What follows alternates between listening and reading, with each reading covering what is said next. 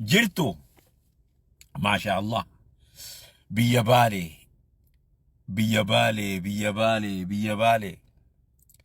بالي بيا قوفا بيا دقاقا بيا جاللا بيا هيو أدى بيا شيخ روبيتي ما شاء الله شيخ روبي أبون قمت شيفتي فيادي بقى قمت دي يوغو بلچنسي إساني نمني علمي إساني أكنت ديمي بالي خيسا بالي أكنت وني ملي خناولي تو إسي ملي أملي جيتي دكتور أبي أحمد علي حياك الله عمري ربي نوالي ريسو واي بالي رتي هدو نقمت شيفتني قمت شو هقنا انجا أمني أمني خينيا أمني بيا بالي يجور أمتا سينك أبيسا أمتا غوتا أمتا ملي معلومة إلمنا ما بيقو أمتا كبجا في ألفنا بيقو أمتا خيسوما إساد أفتلي ألفيسي بيقو ججو أمني بالي كنا أوليتو إساني مالي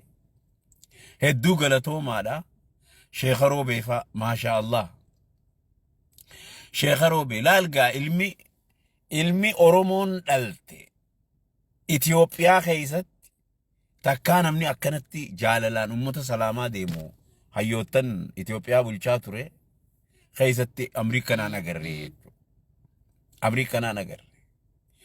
خونيغا درا دكتور أبي أحمد علي يجون خنا ربين أمة إثيوبيا تفكني بداس ربين أمة أورومو تيم بداسه أمة بداسه أمني أورومو أمة إثيوبيا تف أرجومي جيتين أكستي لالان ورّي هيوني سمو قبن ورّين سمو بلو قبن ورّين أمة أورومو تف قدنا هون ورّين أمة إثيوبيا تف بلنا هون خنا يادني جتو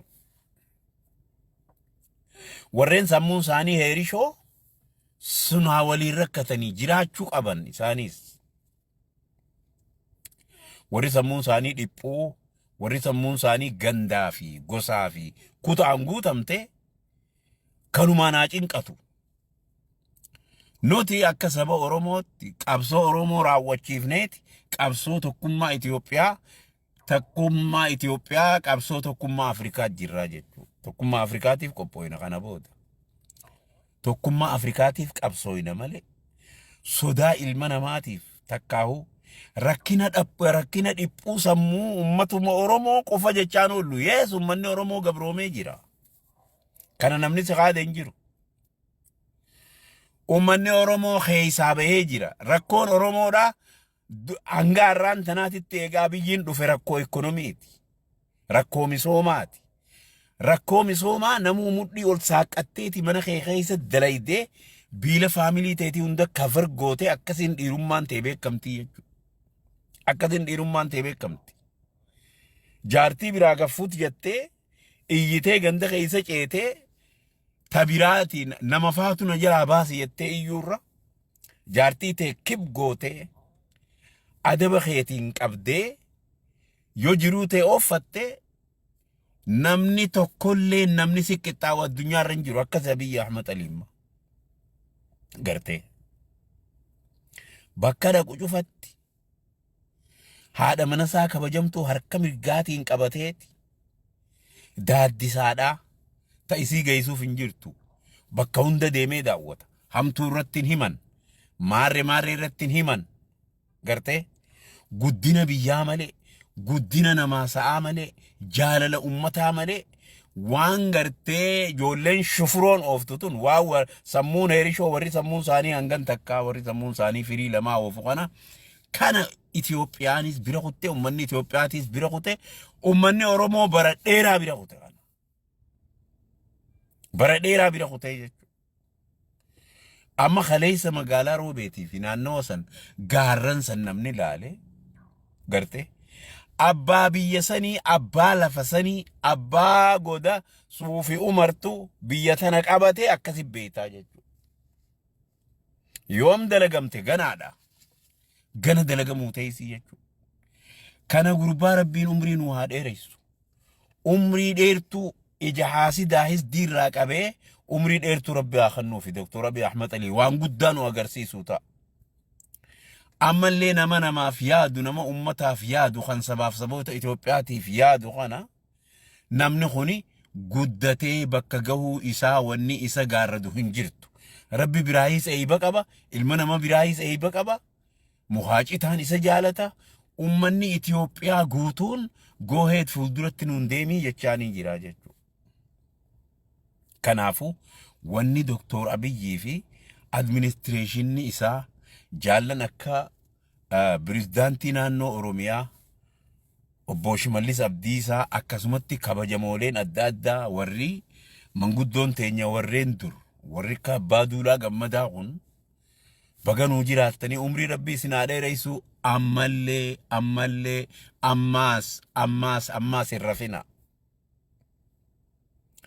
Mudhii hidhadhaa garaa keessan hidhadhaa ummata keenya misoomsuudhaaf halkanii guyyaa irra carraaquu keessaniif mudhii keessan hidhattanii garaa keessan hidhattanii ummata Itoophiyaatiif akkana carraaquu keessaniif galatoomaan isiniin jaan akka nama tokkootti. Thank you so much. Hedduu galatooma. Ammallee ammaas akkasitti deema. Galatooma. Haasawni qalee Doktor Abiy Ahmed Ali godhe kan daymarra mi'aawu kan hamilee namaa kan jaalala namaa fidu ka ummata Itoophiyaa bahaa fi dhiyaa kaabaa fi kibbatti walitti hidhu kan Oromiyaa guddisee biyya baalee magarsuun haasa'e jechuudha. Haa galatoomu. Sanis galatoomi jennaani warreen biyya alaa jirtan Oromoon biyya alaa jiraattan warri ka keenyatti naannoo biyya alaa kana jirtan warri Doktor Abiy Ahmed Ali dura dhaabbachuu feetanis hamma guyyaa qiyaamaatti itti fufa waa takkan fiddanii jechuun Haba'an Mansuur lukkee foddaati waa takka qabuu hin dandeessan akkanuma jettan akkanuma jechuu malee waa takka umaatu ijaan agartanii jechuudha. Nama Rabbiin ol fuudhe namni isa gad deebisuu danda'u hin jiru. Nama Rabbiin isa ol fuudhe mootummaan ammaas waan Rabbiin Khaaliqni namaa kennu ta'uu beeka. Rabbiin mootummaan waan Rabbiin guddichi namaa kennu ta'uu beeka itti amanaa kanaas. Biyya tana namuma tokko bulcha kurstiin takkuma namicha kana jalatti hiriirree misoomaa goonu warreen kanaan ala wacaa jirtan warreen namicha kana aangorraa fuuna biyyarraa buuf Tigree qabannee Eritiriyaa qabannee Suudaan qabannee Masrii qabannee aangorraa fuun maarree goona ammaan tanaarii na maarree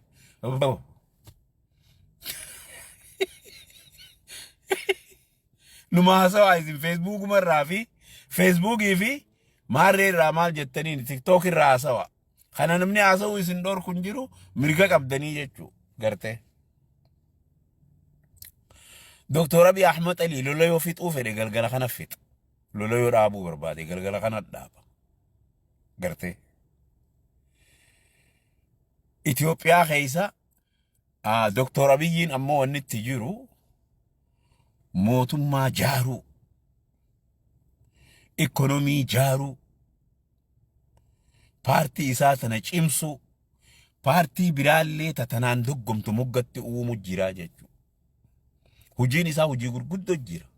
Hojii gurguddoo warri ganda keessa deebitanii hojii ganda keessaa tana maanurraan sirreessine silaa haanurraa sirreesse tana Doktor Abiyyiin tunis isuma eeggatti ta ganda keessaa kaabinee nama cinqitu kana.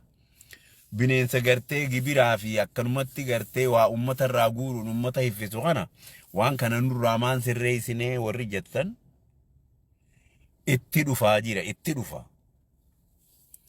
Gaafachii dhufe isin nama qopheeffadhaa ta'a. Gaafachii dhufe ni haxaawaan siin jee haxaawee kutaani. Inni isaa dhufaa osoo hin taane dirqama baasa gubbaarraa kana godhaa uma jaa. Khalaas. Dubbiin takkan jirtu jechuudha. Akkanaan isiniin jaa waan na dhageeffattaniif hedduu galatoomaa kun sagalee bosonaati. Waa'ee baaleen na gammachiisee Doktor Abiy Ahmed Ali hayyaaka Allah xawwala Allahu umrak. We love you. Si jaalanna umrii Rabbi si haa dheereysu.